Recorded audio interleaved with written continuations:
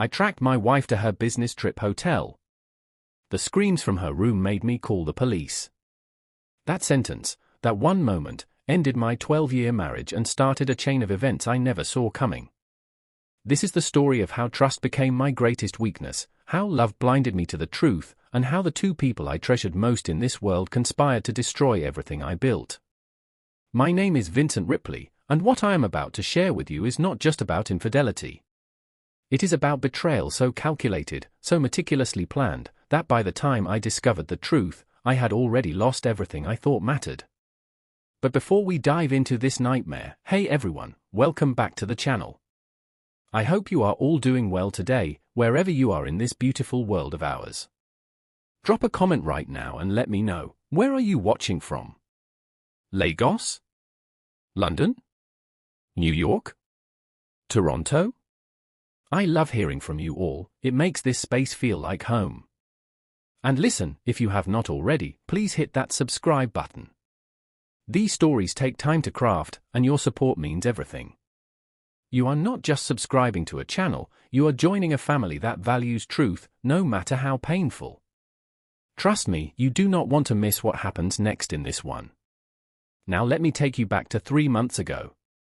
March 15th. A Tuesday that started like any other but ended with me standing in a police station at 2 in the morning, trying to explain why my wife's blood was on my hands. Vincent Ripley was not the kind of man who suspected his wife of anything.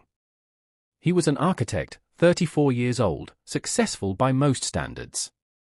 He had designed half the luxury homes in Lekki Phase 1, won awards for sustainable housing projects, and commanded respect in every room he entered.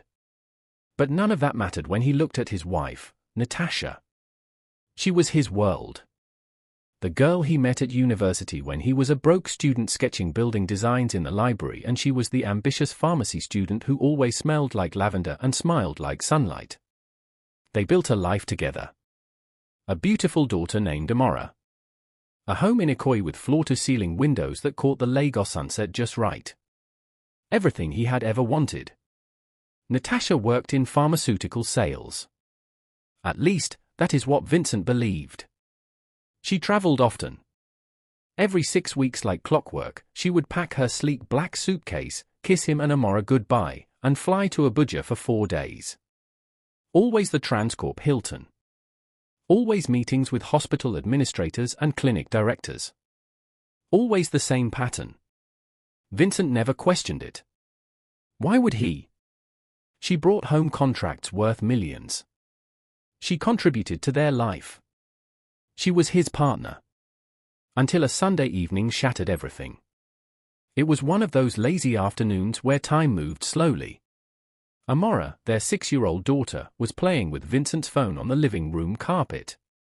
She loved the camera, loved taking blurry photos of her toys and the ceiling fan. Vincent was reading through project proposals on his laptop, half watching her, half lost in blueprints. Then Amora said something that made his blood stop. "Daddy, why does Mummy's phone say she is always at Uncle Ezekiel's house when she is supposed to be in Abuja?" The words hung in the air like smoke. Vincent looked up slowly. His daughter was staring at the phone screen, her little finger tracing something on the map. She had somehow opened Natasha's location history. Children and technology, always a dangerous combination. But this time, it was not dangerous for the phone. It was dangerous for Vincent's sanity. He stood up, crossed the room in 3 strides, and took the phone from Amora's hands. His heart was pounding so hard he could hear it in his ears. He looked at the screen. Google Maps. Timeline. The past 60 days of location data. And there it was. Every single business trip. Every 4-day disappearance. Natasha's phone had not been in Abuja. It had been in Lekki. At an address Vincent knew by heart. The same address where his best friend lived. Ezekiel Wick. The name burned in Vincent's mind like acid. Ezekiel Wick, his best friend since university. The man who was best man at his wedding. The godfather to Amora. The person Vincent trusted with his life, his home, his family. The man who came over for Sunday dinners and played with Amora in the pool. The man who called him brother. Vincent felt the room tilt. His vision blurred at the edges. He sat down hard on the sofa, still staring at the phone screen. Little blue dots marking location after location. Ezekiel's house. Ezekiel's house. Ezekiel's house. Over and over again. Days that overlapped perfectly with Natasha's business trips. Amora was still sitting on the carpet, looking up at him with confused innocence. "Daddy, are you okay?" Vincent forced a smile. He had to. She was 6. She did not need to see her father's world crumbling. "Yes, baby. Daddy is fine. Go play in your room for a bit, okay?" She nodded and skipped away, humming a song from her favorite cartoon. The moment she disappeared down the hallway, Vincent let out a breath he did not know he was holding. His hands were shaking. His chest felt tight. Betrayal was not supposed to feel like this. It was not supposed to feel like drowning on dry land. He sat there for an hour, staring at that phone screen. Thinking. Planning. Trying to make sense of it. Maybe there was an explanation. Maybe Natasha had been helping Ezekiel with something. Maybe she lied about Abuja because she did not want Vincent to worry. Maybe. But deep down, Vincent knew. He knew the way you know when a structure is about to collapse. The foundation was gone. Everything else was just waiting to fall. That night, after Amora was asleep, Vincent made a decision. He was not going to confront Natasha. Not yet. He was not going to call Ezekiel and scream at him. Not yet. He was going to do something worse. He was going to follow her. He was going to see for himself. He was going to catch them in the act, because without proof, Natasha would lie. She was good at lying. 12 years of marriage and he never suspected a thing. She would twist it, deny it, make him feel crazy. No. He needed proof. 2 weeks later, Natasha announced another business trip. Abuja. For days. Same routine. She packed her black suitcase, kissed Vincent at the door, told Amora to be good for Daddy. Vincent watched her leave with a smile on his face and murder in his heart. 3 hours later, he was in his car, parked 2 blocks away from Ezekiel's house. Waiting. Watching. And sure enough, Natasha's white Mercedes pulled into the driveway. She stepped out, not in business attire, but in a casual dress Vincent had never seen before. She walked to the front door like she owned the place. Ezekiel opened it. They embraced. And then they disappeared inside. Vincent sat in his car, gripping the steering wheel so hard his knuckles turned white. He wanted to storm in. He wanted to break down the door and confront them both. But something stopped him. A voice in his head that said, "Wait. There is more to this." Something felt wrong. Not just the affair. Something else. Something darker. So he waited. And what he discovered over the next 2 days of following them, watching them, piecing together their movements, was far worse than infidelity. Because Natasha and Ezekiel were not just having an affair. They were running a criminal operation. And Vincent was about to walk into a nightmare that would cost him everything. Before we continue, can I ask a tiny favor? Hit that subscribe button. It means more than you know. These stories are not just entertainment, they are real experiences that shape us, break us, and sometimes rebuild us. Your support keeps this space alive. To understand how deeply this betrayal cut, you need to understand who Vincent Ripley was before that Sunday afternoon destroyed him. You need to know what Natasha meant to him. What Ezekiel represented. Because the higher you build something, the harder it falls. Vincent grew up in Surya, the son of a civil servant father and a school teacher mother. Money was always tight, but love was abundant. His father taught him that a man's word was his bond. His mother taught him that loyalty was the foundation of every good relationship. These lessons shaped him. They made him the kind of man who kept promises, who showed up, who believed that if you treated people right, they would treat you right. He met Natasha Keaton at the University of Lagos. He was 21, she was 19. It was during exam week, and Vincent had claimed a corner desk in the library, surrounded by architectural design books and drafting paper. He was sketching a modernist building concept when someone tapped his shoulder. He looked up and saw her. Natasha. Caramel skin, intelligent eyes, hair pulled back in a ponytail, wearing a pharmacy department shirt. She asked if she could share his table because everywhere else was full. He said yes. They studied in silence for 3 hours. Then she asked what he was drawing. He showed her. She was genuinely impressed. They talked until the library closed. He walked her to her hostel. He got her number. 3 months later, they were inseparable. Natasha was driven. She wanted to work in pharmaceuticals, wanted to make a difference in healthcare, wanted to build something meaningful. Vincent loved that about her. She was not frivolous. She had goals. She matched his ambition. They pushed each other. When Vincent started his architecture firm at 26, Natasha was there, helping him draft proposals, encouraging him through rejections, celebrating every small victory. When Natasha landed her pharmaceutical sales position at 24, Vincent threw her a surprise party. They were a team. When Amora was born 6 years ago, Vincent thought his life was complete.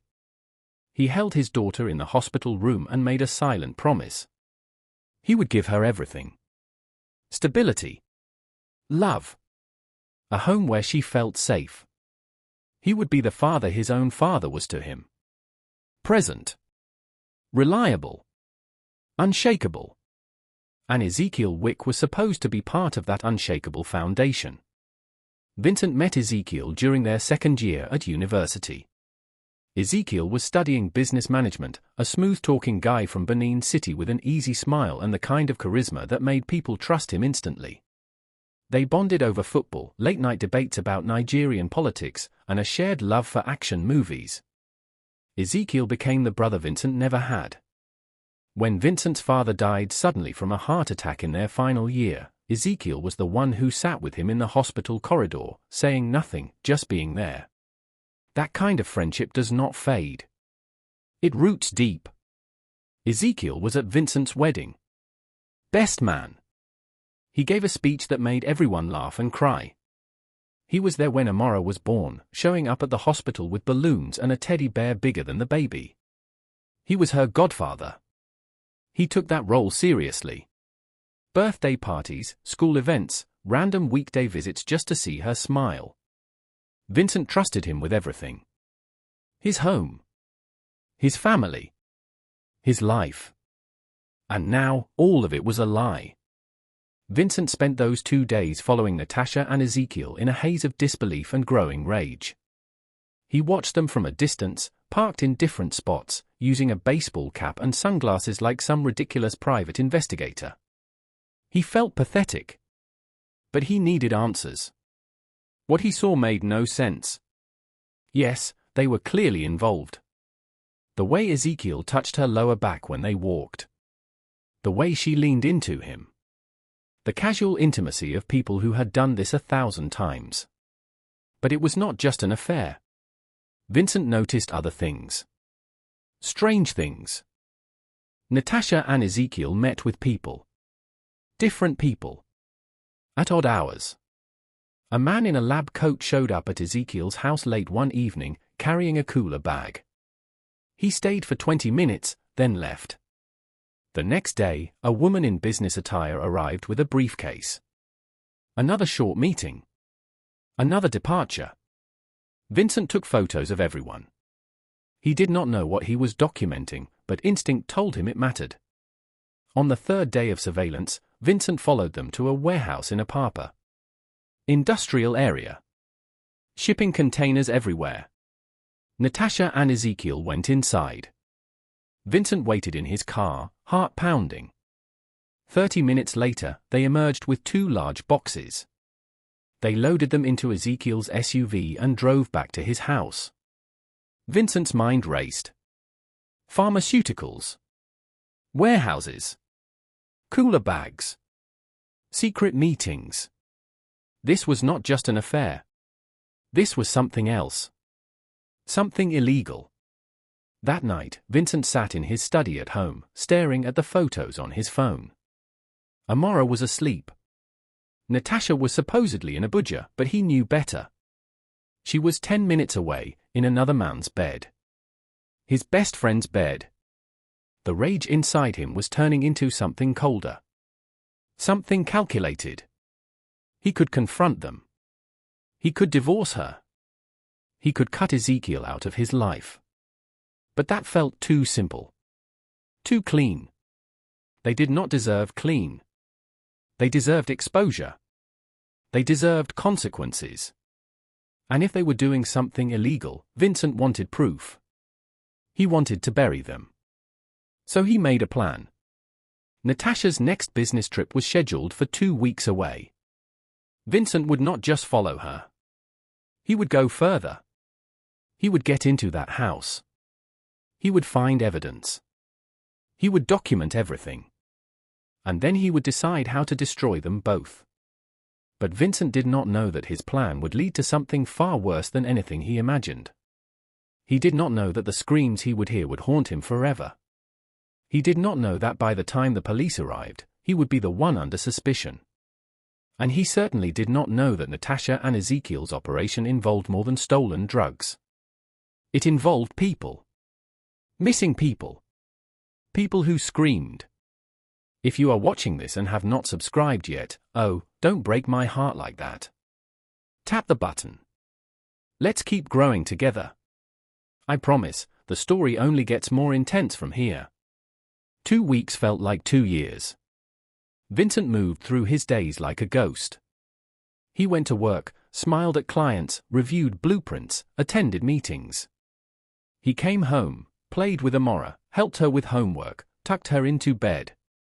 He slept next to Natasha, kissed her goodnight, listened to her talk about her day. And every moment felt like swallowing glass. Natasha suspected nothing. That was the worst part. She was so comfortable in her deception that she did not even bother to be careful. She left her phone unlocked. She talked about her upcoming trip with excitement. She even asked Vincent if he could take Amora to school on the days she would be gone because she had early morning meetings in Abuja. Vincent said yes. Of course. Anything for you. The lie tasted bitter in his mouth. He prepared carefully. He told his business partner that he needed to take a few days off for a family emergency. He arranged for his younger sister to stay at the house and watch Amora. He packed a small bag with dark clothing, a flashlight, his phone, and a portable charger. He felt ridiculous, like a character in a bad thriller movie. But this was his life now. The day Natasha left for her trip, Vincent kissed her goodbye at the door. She smiled at him, touched his face gently, told him she loved him. He said it back. The words felt like poison. 3 hours later, Vincent was parked outside Ezekiel's house again. He watched Natasha arrive. Watched her walk inside like she owned the place. Watched the door close behind her. But this time, Vincent did not just watch. He waited until nightfall. Until the lights inside dimmed. Until he was sure they were asleep. Then he moved. Ezekiel's house was a 2-story structure in Lekki Phase 1, gated but not aggressively secured. Vincent knew the property. He had been there dozens of times for parties, for dinners, for casual hangouts. He knew Ezekiel kept a spare key under a potted plant by the side entrance. Lazy security. Vincent had teased him about it once. Now he was grateful for it. He retrieved the key. His hands were shaking. His heart was hammering so hard he thought it might burst. He unlocked the side door and slipped inside. The house was dark. Silent. Vincent used his phone's flashlight, keeping it low. He moved through the kitchen, into the hallway. He knew where Ezekiel's office was. 2nd floor. That is where the answers would be. He climbed the stairs slowly, carefully, avoiding the creaky third step. At the top, he paused. Listened. He could hear something. Low voices. Coming from the master bedroom. Natasha and Ezekiel. Talking. He could not make out the words, but the tone was casual. Comfortable. It made him sick. Vincent turned away and moved toward the office. The door was closed but unlocked. He slipped inside and closed it behind him. The office was neat. Too neat. A large desk, a laptop, filing cabinets, bookshelves. Vincent started with the desk drawers. The first two were unremarkable.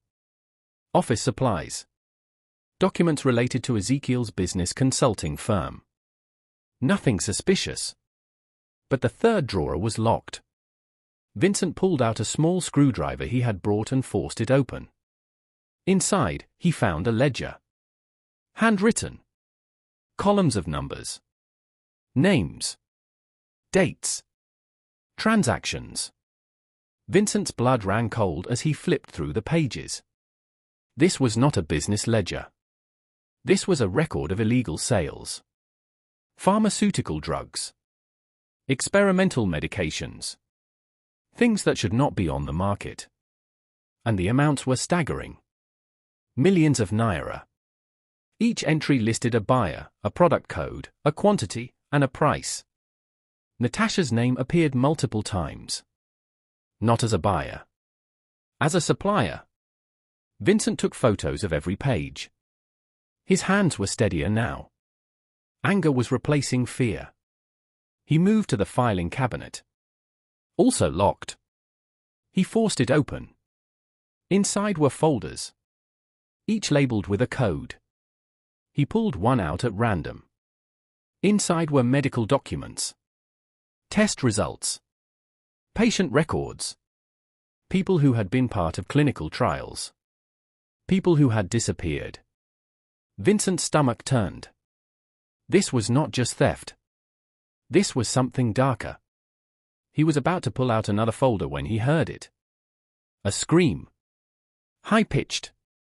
Terrified. Coming from somewhere in the house. Vincent froze.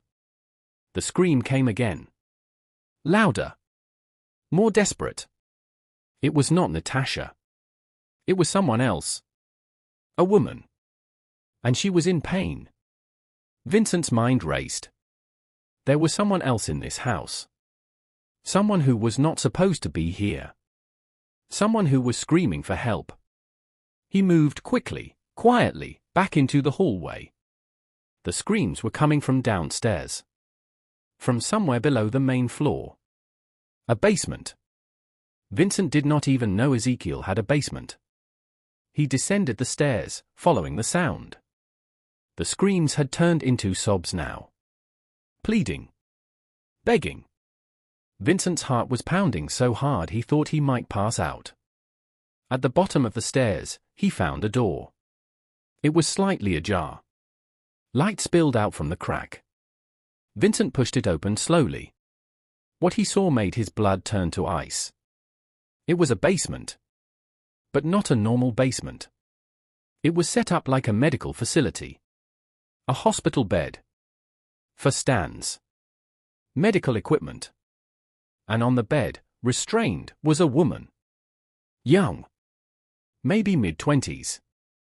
She was crying, pulling against the restraints, her eyes wide with terror. Standing next to her was Natasha. His wife. The mother of his child. The woman he had loved for 12 years. She was holding a syringe. Vincent could not move. Could not breathe. Could not process what he was seeing. Natasha looked up.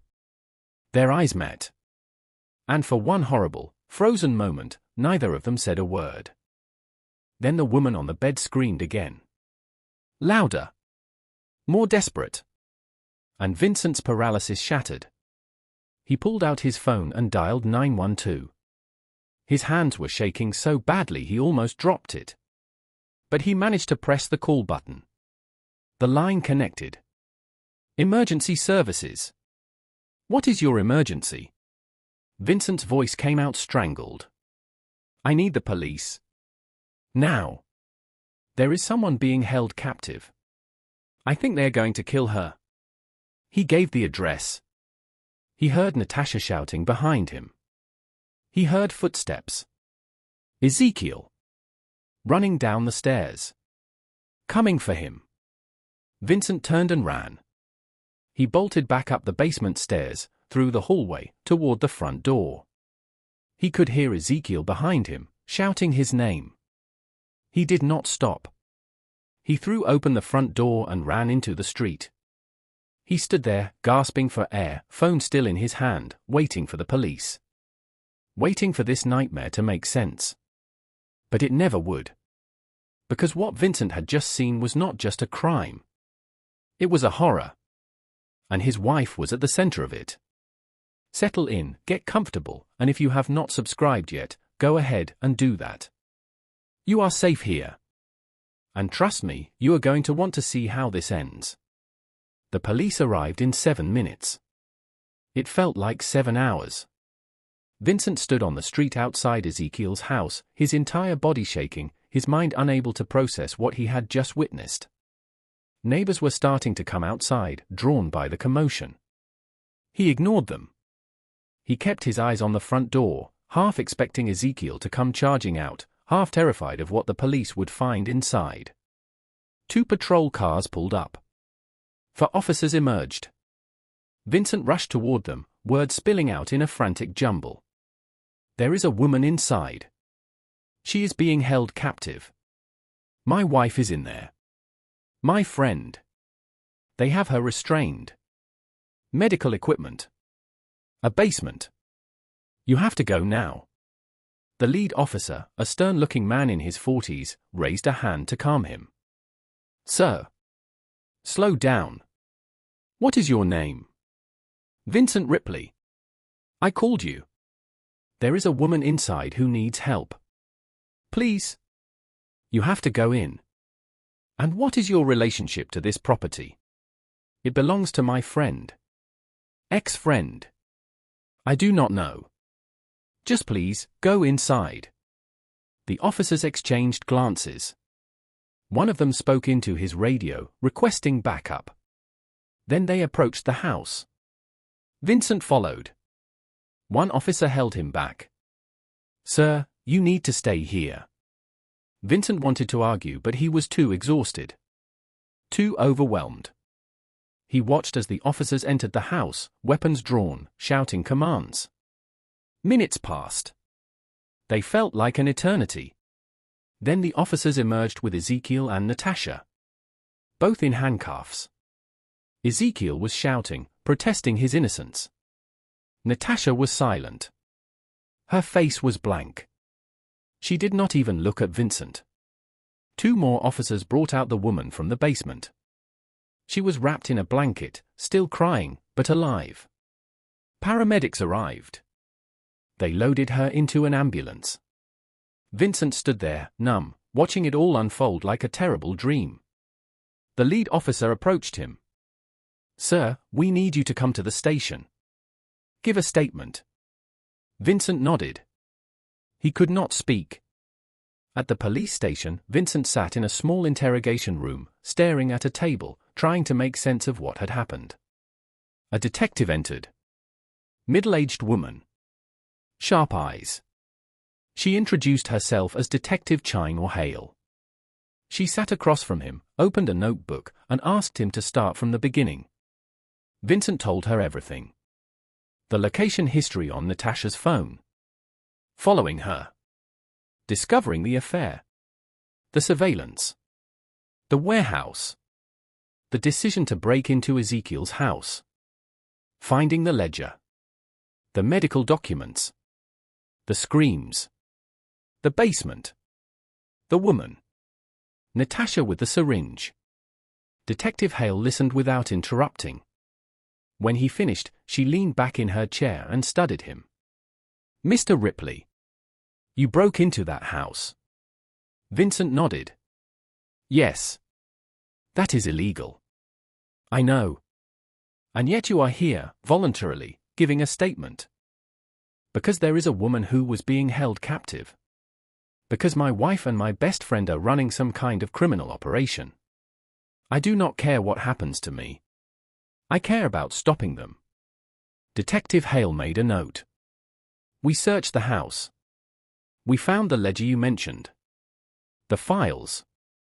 The medical equipment in the basement. We also found something else. A cooler. In the garage. Do you know what was inside? Vincent shook his head. Human organs.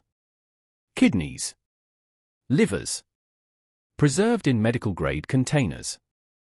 Vincent felt the room spin. He gripped the edge of the table. What? Your wife and Ezekiel Wick are part of an organ trafficking ring. They have been stealing organs from vulnerable patients, people who came to them for medical trials, people who trusted them. The woman we found tonight, her name is Joy Madden. She was reported missing 3 weeks ago. She responded to an ad for a paid clinical trial. She thought she was helping medical research. Instead, they drugged her, harvested one of her kidneys, and were preparing to take the other. Vincent could not breathe. He could not think. This was not real. This could not be real. Detective Hale continued. We are still piecing everything together, but it looks like your wife used her position in pharmaceutical sales to identify candidates. People who were desperate for money. People who would not be missed. Ezekiel handled the logistics. They had a doctor on payroll who performed the surgeries. They sold the organs on the black market. Domestic and international buyers. Vincent put his head in his hands. Oh God. Oh God. Mr. Ripley, I need to ask you something. Did you know? Did you have any knowledge of this operation before tonight? Vincent looked up sharply. No. Absolutely not. I thought she was having an affair. That is all. I had no idea about any of this. Detective Hale studied him for a long moment. Then she nodded. I believe you. But you need to understand something. Your wife is going to try to implicate you. She is already claiming you were involved. That you helped them. That tonight was not a rescue attempt, but a dispute over money. Vincent's blood ran cold. What? She is saying you were their financial backer. That you laundered money through your architecture firm. That you are trying to distance yourself now that things went wrong. That is insane. I had nothing to do with this. I know. But she has already planted evidence. We found documents in Ezekiel's office. Transfer records. Payments from accounts linked to your business. Forged, most likely. But convincing. Vincent felt like he was falling. This was not happening. This could not be happening. Detective Hale leaned forward. Mr. Ripley, you need a lawyer. A good one. Because your wife is not going down without a fight. And right now, she is trying to take you with her. Before we go on, quick question. Are you subscribed? If not, go ahead and fix that for me. I promise, I will keep the stories coming. And trust me, what happens next will blow your mind. Vincent spent the next 72 hours in a nightmare he could not wake up from. He was not arrested, not yet, but he was not free either. Detective Hale made it clear. He was a person of interest. He could not leave Lagos. He had to surrender his passport. He had to check in daily. He hired a lawyer. Adewale Bourne, a criminal defense attorney with a reputation for taking on impossible cases. Adewale was in his 50s, grey-haired, sharp-suited, with the kind of calm intensity that made you believe he could argue down the devil himself. They met in Adewale's office overlooking Victoria Island. Vincent told him everything. Again. Every detail. Every moment. Adewale listened, took notes, asked pointed questions. When Vincent finished, Adewale leaned back in his chair and steepled his fingers. Mr. Ripley, I will be blunt with you. Your wife is smart. Very smart. She has been planning this for a long time. The forged documents are sophisticated. The money trail is convincing. If we go to trial right now, there is a real chance a jury convicts you. Vincent felt his chest tighten. So what do we do? We prove she is lying. We find evidence that exonerates you and buries her. And we do it fast, because the prosecution is building their case as we speak. How? Adewale smiled. It was not a warm smile. It was the smile of a man who enjoyed a challenge. We dig. We find the people she hurt. We find the people she worked with. We expose every lie. And we start with Joy Madden. Joy Madden. The woman Vincent had found in the basement. The woman who was still in the hospital, recovering from surgery, traumatized but alive. Adewale arranged for Vincent to meet her. The police allowed it, under supervision, because Vincent was technically a witness, not a suspect. Not officially. Not yet.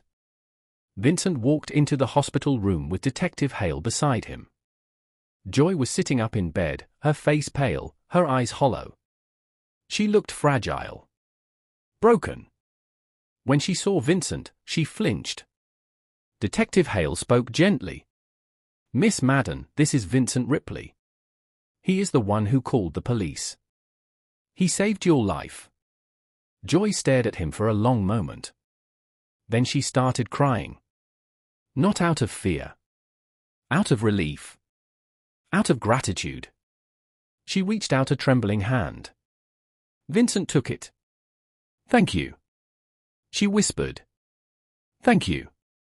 Vincent sat down beside her bed. His throat was tight. I am so sorry. I am so sorry for what they did to you. Joy wiped her eyes. I thought I was going to die. I thought no one would find me. Can you tell me what happened? How did you end up there? Joy took a shaky breath. I saw an ad online. A clinical trial for a new medication. They were offering 50,000 naira for participation. I needed the money. My mother is sick. I have been trying to pay for her treatment. So I responded. Who contacted you? A woman. She said her name was Dr. Nkem. She seemed professional. Kind. She explained the trial, said it was safe, said I would just need to take some medication and come in for regular checkups. I believed her. Vincent's jaw tightened. Nkem. That was Natasha's middle name. Joy continued. I went to the first appointment. It was at a private clinic in Ikeja. They did blood tests, health screenings. Everything seemed legitimate. Then they asked me to come back for a procedure. They said it was a minor surgery, nothing serious. They put me under anesthesia. When I woke up, I was in that basement. In pain. Confused. I tried to leave but I was too weak. And then they told me the truth. What truth? They took my kidney. And they were going to take the other one. Vincent closed his eyes. The rage inside him was white hot. Did you see the man? Ezekiel Wick? Joy nodded. He came down a few times. He did not talk much. But he was the one who restrained me when I tried to fight back. And Natasha? Joy's face darkened. She was worse. She was cold. Like I was not even human. Just a product. She told me to stop crying. Told me I should be grateful they were paying me at all. 50,000 naira for a kidney. Like it was a fair deal. Vincent wanted to scream. He wanted to break something. But he kept his voice steady. Joy, I need you to testify. I need you to tell the court everything. Can you do that? Joy looked at him with red-rimmed eyes. Will it stop them? Will it make sure they never do this to anyone else? Yes. Then I will do it. Vincent left the hospital feeling something he had not felt in days. Hope. Small. Fragile. But there. Adewale was waiting for him outside. He had news. Vincent, we found something. The doctor. The one who performed the surgeries. His name is Chidi Frost. He has been arrested. And he is talking. What is he saying? Everything.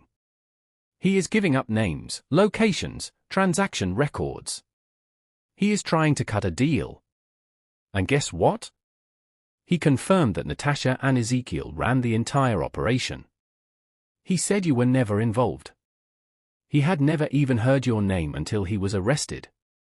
Vincent felt a wave of relief wash over him. So I am clear? Not yet.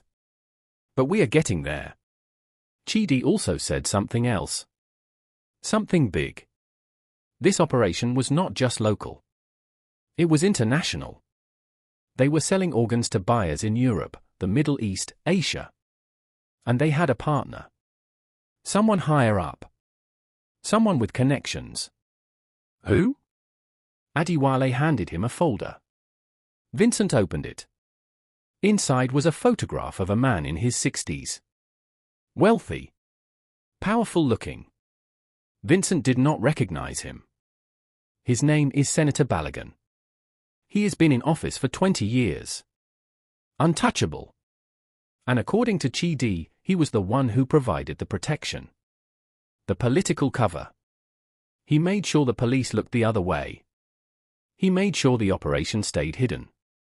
Vincent stared at the photo. A senator. This went all the way to the top. Adewale's expression was grim. Vincent, this just became a lot more dangerous. If we go after a senator, we are not just fighting Natasha and Ezekiel. We are fighting the system. People who have the power to make us disappear. Vincent looked up at him. I do not care. They destroyed lives. They need to pay. All of them. Adewale studied him for a moment. Then he nodded. All right. Then we go to war. But Vincent did not know that going to war meant putting everyone he loved in danger. He did not know that Senator Balogun was already watching him. Already planning his next move. And he did not know that the worst was still to come. Because that night, Vincent received a phone call that made his blood run cold. It was his sister. Panicked. Crying. Vincent, someone tried to take Amora. Vincent's world stopped. What? I was picking her up from school. A man approached us. He tried to grab her. I screamed. People came running. He got away. But Vincent, he said something before he ran. He said, "Tell your brother to stay quiet." Vincent dropped the phone. His hands were shaking. His vision blurred. They were threatening his daughter. They were going after Amora. He picked up the phone again. His voice was ice. Take her somewhere safe. Do not tell anyone where you are going. I will call you when this is over. He hung up. Turned to Adewale. They just threatened my daughter. Adewale's face darkened. Then we move fast. We end this now.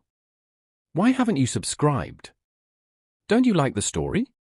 Come on, hit that button. Let's build this community together. You won't regret it. The next 5 days were hell. Pure, unrelenting hell. Vincent could not see Amora. Could not hold her. Could not tell her everything would be okay. She was hidden away with his sister at a safe house arranged by Adewale's security team. Vincent spoke to her on the phone once a day. She asked when she could come home. He lied and said soon. She asked where Mummy was. He lied again and said Mummy was away on business. He hated lying to her. But the truth was worse. Meanwhile, the case against Natasha and Ezekiel was building. Slowly. Too slowly. Joy Madden testified. Dr. Chidi Frost testified. Other victims came forward. 3 more women. 2 men. All of them lured by the same promise. Money. Medical trials.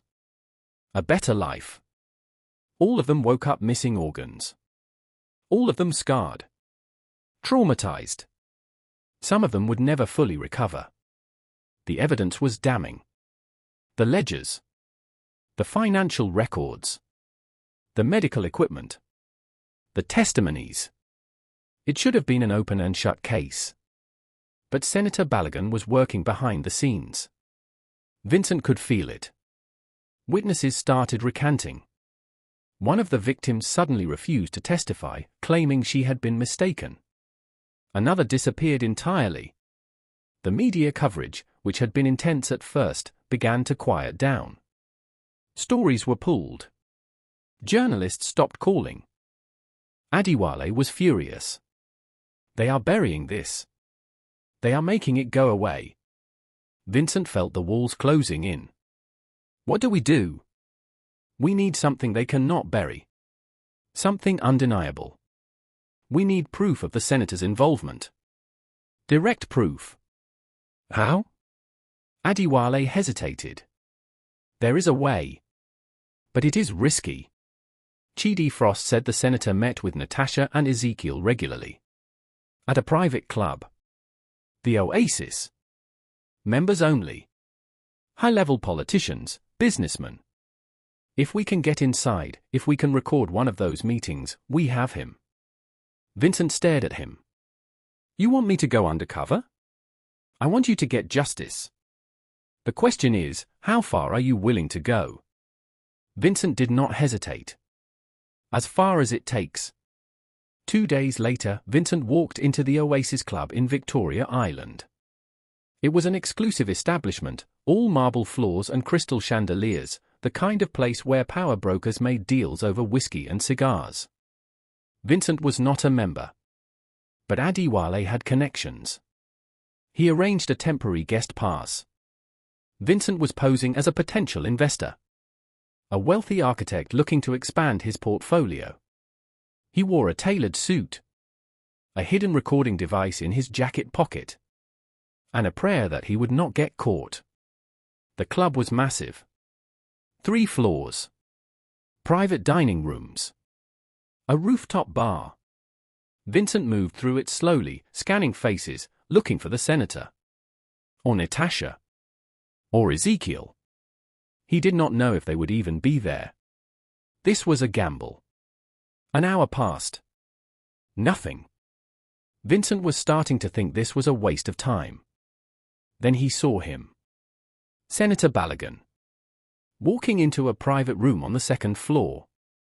And right behind him, Natasha.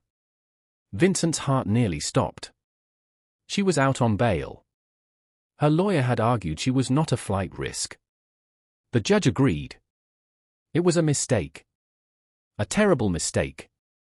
But it gave Vincent an opportunity. He moved closer to the private room. The door was closed. 2 security guards stood outside. Vincent could not get in. But he did not need to. The walls were thin. If he could get close enough, the recording device might pick up voices. He positioned himself in an alcove nearby. Pretended to be on his phone. And listened. At first, the voices were muffled. Then they got louder. Heated. An argument. Senator Balogun's voice, sharp and angry. You told me this was under control. You told me there would be no problems. Natasha's voice, defensive. It was under control. Until Vincent interfered. You should have dealt with him. Quietly. I tried. He is smarter than I thought. Then try harder. Because if this operation collapses, we all go down. And I am not going to prison because you could not keep your husband in line. Vincent's blood boiled. He kept the recorder running. Ezekiel's voice now, calmer. We can still fix this. We have leverage. The daughter. Senator Balogun paused. You are not seriously suggesting. Natasha interrupted. Why not? He loves her. If we threaten her, he will back off. The senator's voice turned cold. I do not approve of involving children. Then what do you suggest? Make him disappear. Permanently. Vincent's breath caught. They were planning to kill him. He had heard enough. He turned to leave, but one of the security guards noticed him. Hey! You! What are you doing? Vincent tried to play it cool. Just taking a call. Heading back downstairs. The guard stepped forward. You are not supposed to be on this floor. Vincent's mind raced. I got lost. I apologize. The guard reached for his radio. I need to verify your guest pass. Vincent did not wait. He ran. He bolted down the hallway, toward the stairwell. The guard shouted behind him. He took the stairs 2 at a time, heart pounding, legs burning. He burst out onto the ground floor, weaving through startled club members, heading for the exit. He made it outside. Jumped into his car. Drove away before anyone could stop him.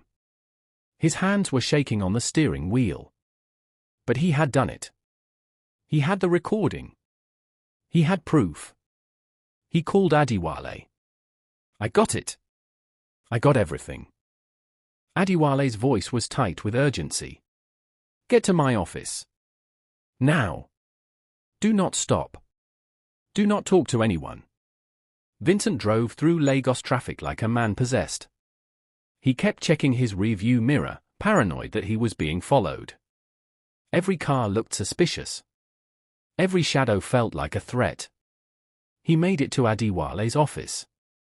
Handed over the recording device. Adiwale played it back. Listened. His expression grew darker with every word. When it finished, Adiwale looked up. This is it. This is what we need. We take this to the press. We take this to the police commissioner. We blow this wide open. But before they could move, Adiwale's phone rang. He answered. Listened. His face went pale. What? When? He hung up. Looked at Vincent. We have a problem. What? Natasha is dead. She was found in her apartment an hour ago. Gunshot wound to the head. They are calling it suicide. Vincent felt the room spin. Suicide? Adiwale's voice was grim. Or someone made it look like suicide. Either way, our key witness is gone. Vincent sank into a chair. This was falling apart. Everything was falling apart. And then Adiwale's phone rang again. He answered. Listened. His eyes widened. It is Detective Hale. She wants to see you.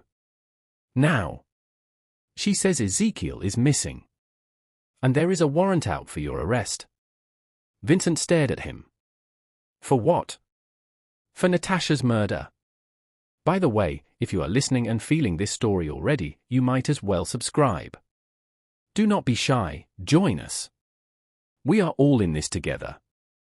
Vincent did not run. He could have. Adiwale offered to hide him, to buy time while they figured out a strategy. But Vincent was done hiding. Done running. If they wanted to arrest him, fine. He would face it. Because he knew the truth. And the truth had to come out. Detective Hale met him at the station. Her expression was unreadable. Mr. Ripley. I need you to come with me. Am I under arrest? Not yet. But I need to ask you some questions. About Natasha. They sat in the same interrogation room as before. This time, the atmosphere was different. Heavier. Detective Hale placed a folder on the table. Opened it. Inside were crime scene photos. Vincent forced himself to look. Natasha. Slumped in a chair. Blood. So much blood. Where were you last night between 10 p.m. and midnight? At home. Alone. My daughter is staying with my sister. I was by myself. Can anyone verify that? No. Detective Hale made a note. Mr. Ripley, Natasha's neighbors reported hearing a gunshot around 11 p.m. When police arrived, they found her dead. The weapon was in her hand. It looked like suicide. But the forensics team found something. Gunpowder residue on the door handle. Someone else was in that apartment. Vincent's mind raced. You think I killed her? Did you? No. Absolutely not. I wanted her in prison. I wanted her to face justice. Killing her does not give me that. Detective Hale leaned back. Then who did? Vincent pulled out his phone. Played the recording from the Oasis Club. Make him disappear. Permanently. Senator Balogun's voice. Clear as day. Detective Hale listened. Her expression shifted. Shock. Then anger. You recorded this? Yes. Last night. Before Natasha was killed. Do you know what this means? It means the senator ordered my death. And when he realized Natasha might talk, he had her killed instead. Detective Hale stood abruptly. Wait here. She left the room. Vincent sat alone, staring at the photos. Natasha. The woman he loved. The woman he thought he knew. Now dead. He should have felt something. Grief. Sadness. But all he felt was emptiness. 20 minutes later, Detective Hale returned. She was not alone. With her was a man in a dark suit. Federal agent. He introduced himself as Agent Cole Banner. Anti-Corruption Unit. Mr. Ripley, Agent Banner said, sitting down across from him. We have been investigating Senator Balogun for 2 years. Corruption.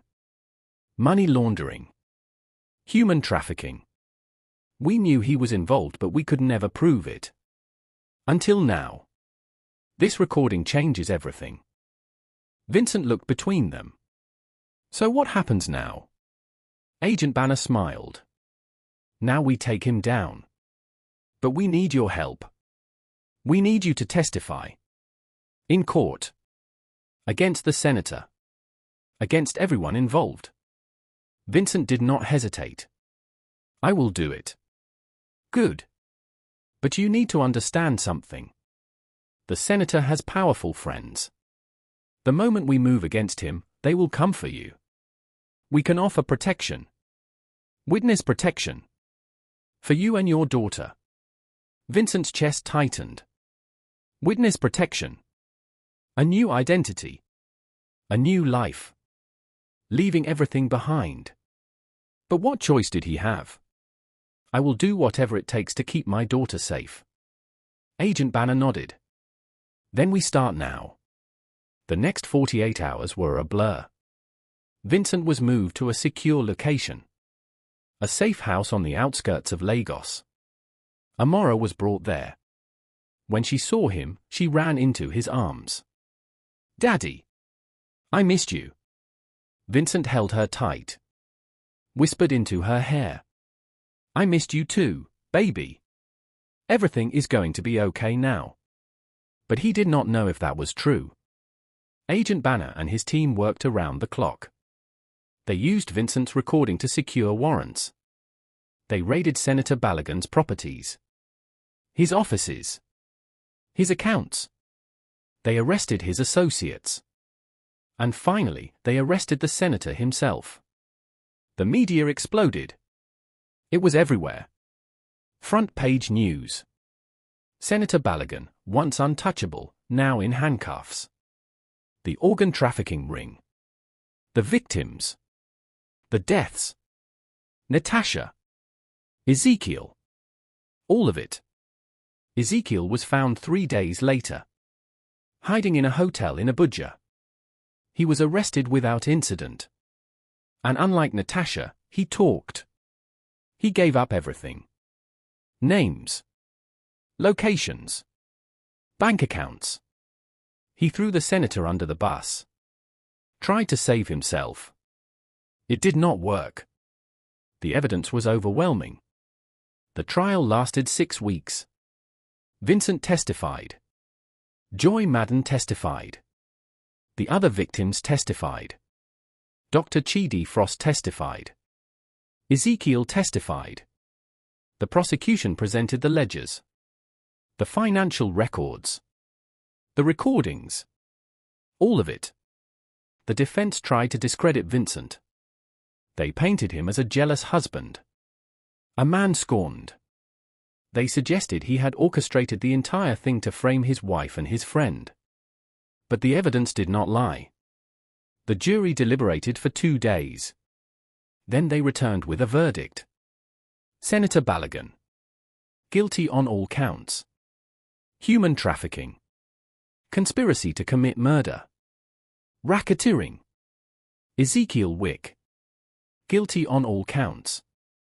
The other conspirators. Guilty. Vincent sat in the courtroom, listening to the verdicts, and felt something break inside him. Relief. Exhaustion. Grief. All of it at once. It was over. Finally over. But the cost had been everything. You can put a smile on a random kid's face, basically feeding them right now by subscribing. That is how much your support means. Hit that button. 3 months after the trial, Vincent stood in his empty house in Ikoyi. The floors were bare. The walls were stripped. Everything packed into boxes. He was leaving Lagos. Leaving Nigeria. Starting over somewhere new. Somewhere Amora could grow up without the shadow of her mother's crimes hanging over her. Witness protection had offered them new identities. New names. A small town in Canada. Cold. Quiet. Safe. Vincent had accepted. What choice did he have? Too many people knew his face. Too many people blamed him for bringing down the senator. There had been threats. Angry phone calls. Messages telling him to watch his back. He could not risk Amora's safety. So they were leaving. Adiwale came to see him off. They stood in the driveway, 2 men who had become brothers through fire. You did the right thing, Adiwale said. You saved lives. You brought justice. Vincent nodded. It does not feel like victory. It never does. But it is. Trust me. They shook hands. Adiwale handed him an envelope. Inside was a letter. From Joy Madden. Vincent opened it. Read it. Mr. Ripley. I do not have the words to thank you for what you did. You gave me my life back. You gave all of us a chance to heal. I am starting university next year. Studying medicine. I want to help people the way you helped me. I will never forget you. Joy? Vincent folded the letter carefully. Tucked it into his pocket. Detective Hale came by as well. She brought news. Ezekiel had been sentenced to 30 years in prison. No parole. Senator Balogun got life. The others involved got varying sentences. The operation was dismantled completely. No more victims. And you? Vincent asked. What happens now? I keep fighting. There are more people like them out there. I will find them. Vincent believed her.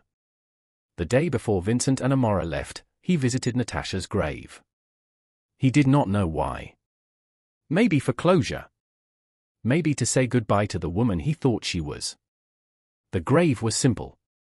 Just a headstone with her name. No one else had come. No flowers. No tributes. She died alone. Unloved. Unmourned. Vincent stood there for a long time. Then he spoke. Quietly. I do not know if you ever loved me. I do not know if any of it was real. But I loved you. And I am sorry it ended like this. I am sorry you chose this path. I am sorry you hurt so many people. And I am sorry I could not save you from yourself." He turned and walked away. He did not look back. The flight to Canada was long. Amora slept most of the way, her head resting on Vincent's shoulder. He watched her. So small. So innocent. She did not understand everything that had happened. She knew Mummy was gone. She knew they were moving. But she did not know the full truth. Maybe one day he would tell her. When she was older. When she could understand. But for now, he would protect her from it. They landed in Toronto. A representative from Witness Protection met them at the airport. Drove them to their new home. A small house on a quiet street. Snow on the ground. Trees everywhere. It was beautiful. Peaceful. Amora's eyes lit up when she saw the snow. She had never seen snow before. She ran outside, laughing, trying to catch snowflakes on her tongue. Vincent watched her from the porch. And for the first time in months, he smiled. Maybe this was a new beginning. Maybe they could be happy here. A week later, Vincent enrolled Amora in school. She made friends quickly. She loved her teacher. She came home every day with stories and drawings. She was healing. Slowly. But healing. Vincent started working again. Remotely. Freelance architecture projects. Nothing too big. Nothing that drew attention. But it was enough. It kept him busy. Kept his mind occupied. One evening, 6 months after they arrived, Vincent was cooking dinner when there was a knock at the door. He froze. His heart raced. No one was supposed to know where they were. He approached the door cautiously. Looked through the peephole. It was Detective Hale. Vincent opened the door, stunned. "Detective? How did you find me?" She smiled. "I am a detective. It is what I do. Can I come in?" Vincent stepped aside. She entered. Looked around. "Nice place. What are you doing here?" She handed him a folder. "I thought you should see this." Vincent opened it. Inside were documents. Financial records. Transfers. Millions of naira. Flowing back into accounts. Accounts belonging to the victims. "What is this?" "We recovered the money. All of it. The money Natasha and Ezekiel stole. The money from the organ sales. We tracked it down. And we are returning it to the victims. Joy Madden. The others. They are getting their lives back. Thanks to you." Vincent felt his throat tighten. He could not speak. Detective Hale continued. "And there is something else. We found evidence that Natasha had been planning to leave Ezekiel. She had been skimming money from the operation. Hiding it. She was going to disappear. Start over. Without you. Without Amora. She did not care about anyone but herself." Vincent closed the folder. He had suspected as much. But hearing it confirmed still hurt. "I thought you should know," Detective Hale said softly. "She was not the woman you thought she was. She never was." "I know." They stood in silence for a moment. Then Detective Hale turned to leave. "Take care of yourself, Mr. Ripley. You are a good man. You did a brave thing." Vincent nodded. "Thank you." She left. Vincent stood in the doorway, watching her drive away. Then he closed the door. Locked it. Amora called from the kitchen. "Daddy, is dinner ready?" Vincent smiled. "Almost, baby. Almost." He walked back into the kitchen. His daughter was sitting at the table, coloring. Happy. Safe. Alive. And Vincent realized something. He had lost everything. His wife. his best friend, his home, his career, his identity. But he still had the one thing that mattered most. He still had Amora. And that was enough. Before we wrap this up, hi love. If you made it this far, you are part of something special. Go ahead and hit that subscribe button so you do not miss stories that touch the heart. We are building something beautiful here. 2 years passed. 2 years of quiet mornings and snow-covered streets. 2 years of Amora growing taller, smarter, braver. 2 years of healing in a place where no one knew their names or their story. Vincent Ripley became Victor Reed. Amora Ripley became Anna Reed. New identities. New lives. But the same hearts. Victor worked from home now, designing sustainable housing projects for a firm based in Vancouver. The work was fulfilling. Meaningful. He was building homes for families who needed them. Affordable housing. Community centers. Projects that mattered. It was not the glamorous high-rise luxury developments he used to design in Lagos, but it felt more honest. More real. Anna was 8 now. She thrived in school. She loved math and art. She had a best friend named Sophie who lived 3 houses down. They built snowmen together in the winter and rode bikes in the summer. Anna rarely asked about Lagos anymore. Rarely mentioned her mother. The memories were fading. Being replaced by new ones. Better ones. Victor was grateful for that. One Saturday morning in November, Victor was making pancakes when Anna came running into the kitchen, holding her tablet. "Daddy, look. There is a news article about Nigeria." Victor's chest tightened. He had avoided Nigerian news for 2 years. Avoided anything that might drag him back into that darkness. But Anna was holding the tablet out to him, curious and innocent, and he could not say no. He took it. Read the headline. Major reforms in Nigerian healthcare following landmark organ trafficking case. Victor scrolled through the article. It detailed new regulations. Stricter oversight of clinical trials. Background checks for medical personnel. A national registry for organ donations.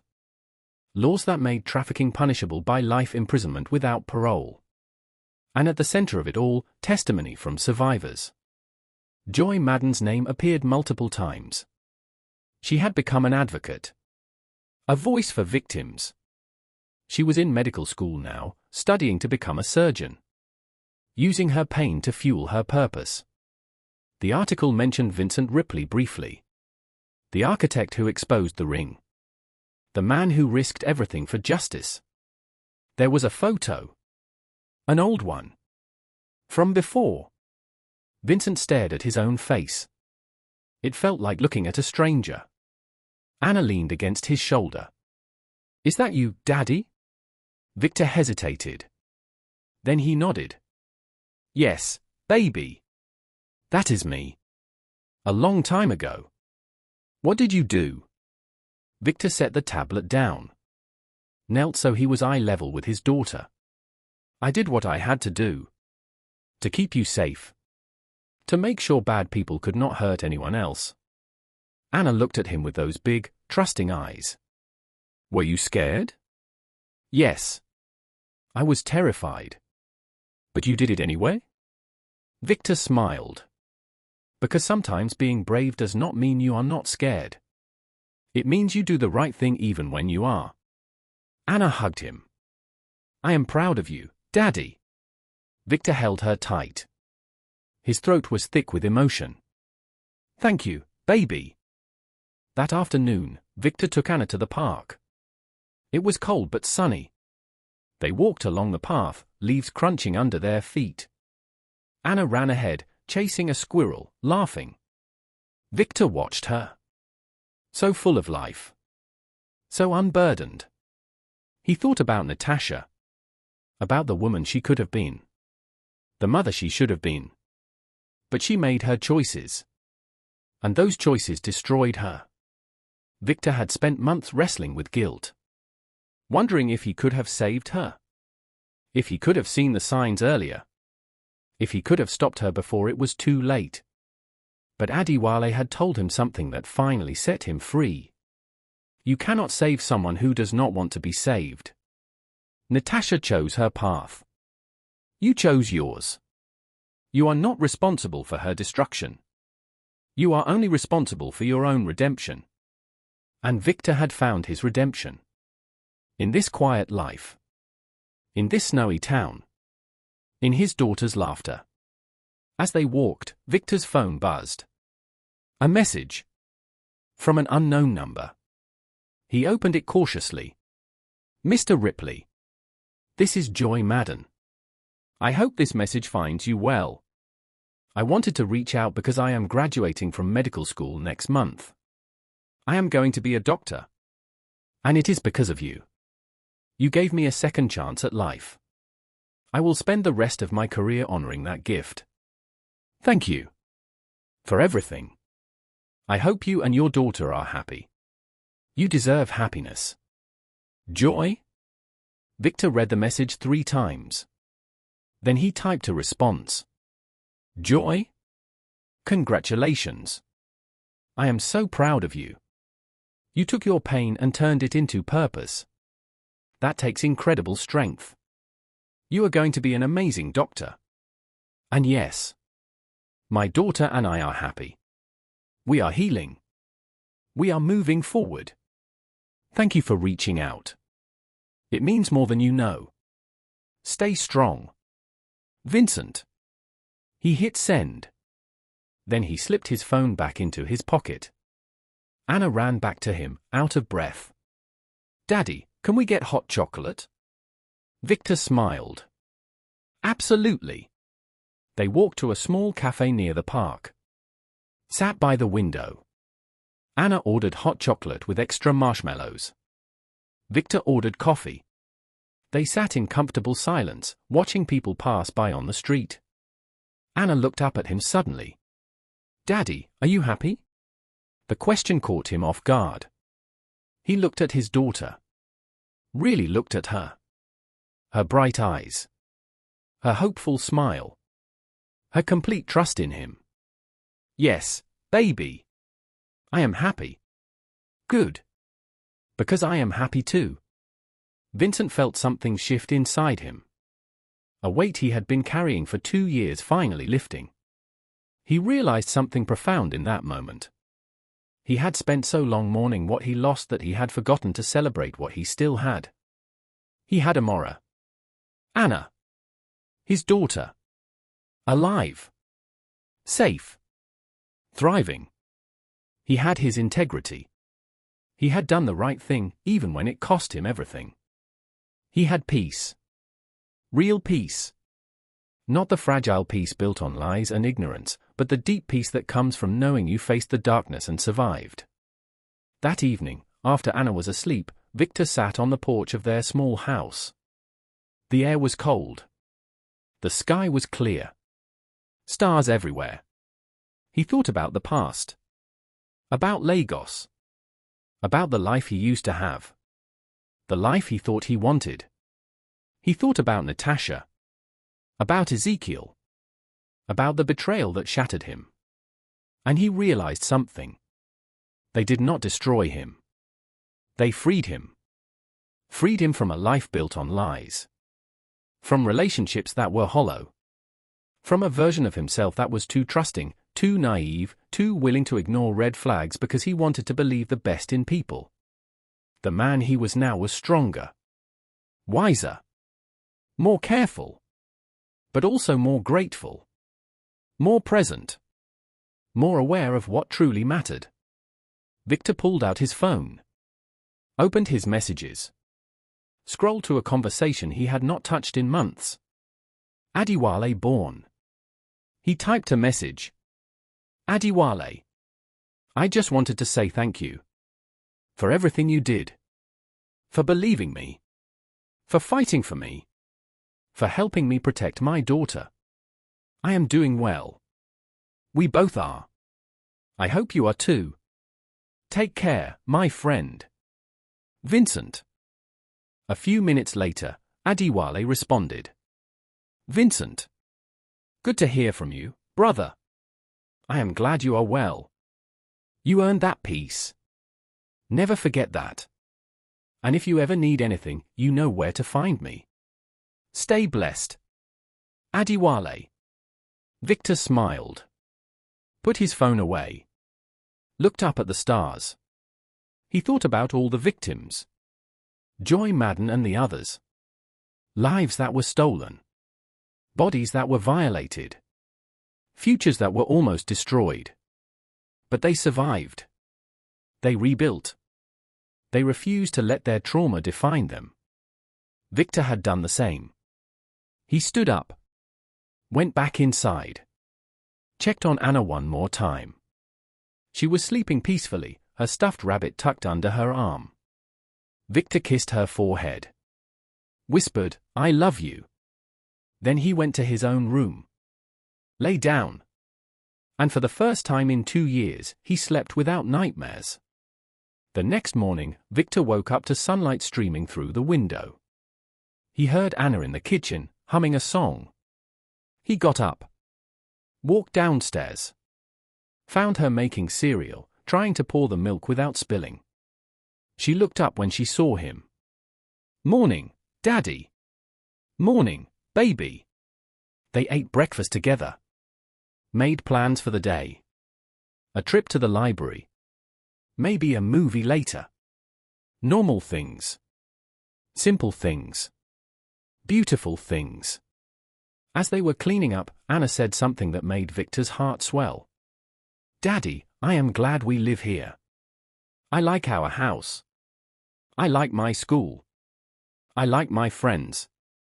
This feels like home." Victor knelt down. Pulled her into a hug.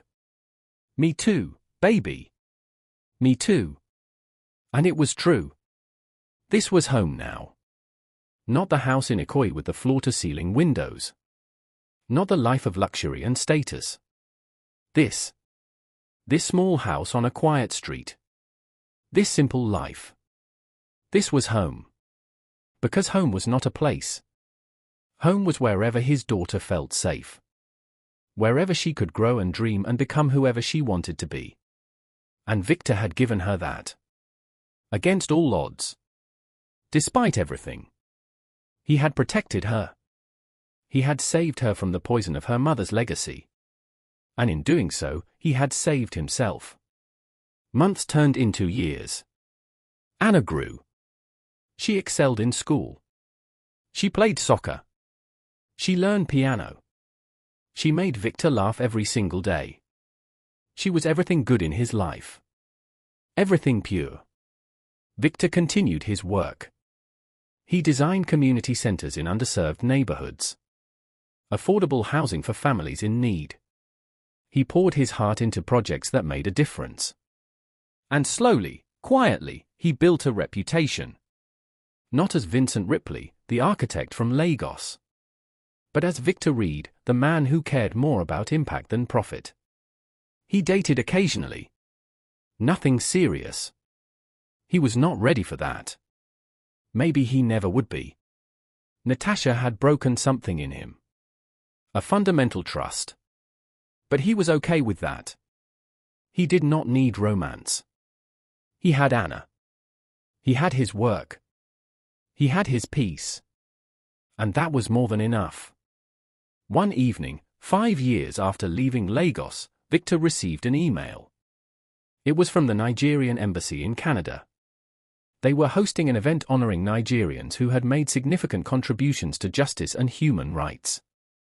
They wanted to honor Vincent Ripley. Publicly. They wanted him to attend. Victor stared at the email for a long time. He could decline. He could stay hidden. Stay Victor Reed. Stay safe. But something inside him shifted. A voice that said, "You do not have to hide anymore. You did nothing wrong. You were the hero of this story, not the villain."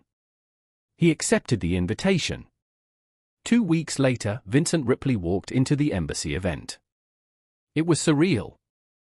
Seeing his real name on a plaque. Hearing people applaud when he was introduced. Shaking hands with diplomats and activists and survivors. Joy Madden was there. She was a doctor now, working in a trauma center in Abuja. When she saw Vincent, she crossed the room and embraced him. "Thank you," she whispered. "Thank you for my life." Vincent held her. "You did this. You rebuilt yourself. I just opened the door. You walked through it." There were others. Survivors. Advocates. People whose lives had been changed by the case. They thanked him. They told him their stories. They showed him what justice looked like. Not just convictions and prison sentences, but healing. Recovery. New beginnings. Vincent realized something that night. He was not alone. He was part of a community of people who had faced darkness and chosen light. Who had been broken and chose to rebuild. Who had every reason to give up but refused. When it was his turn to speak, Vincent stood at the podium, looked out at the crowd, and spoke from his heart. 5 years ago, I lost everything. My wife. My best friend. My home. My identity. I thought my life was over. But I was wrong. Because sometimes losing everything is the only way to find what really matters. I found my daughter. I found my integrity. I found my purpose. And I found peace. To everyone here who has survived trauma, betrayal, injustice, I see you. I honor you.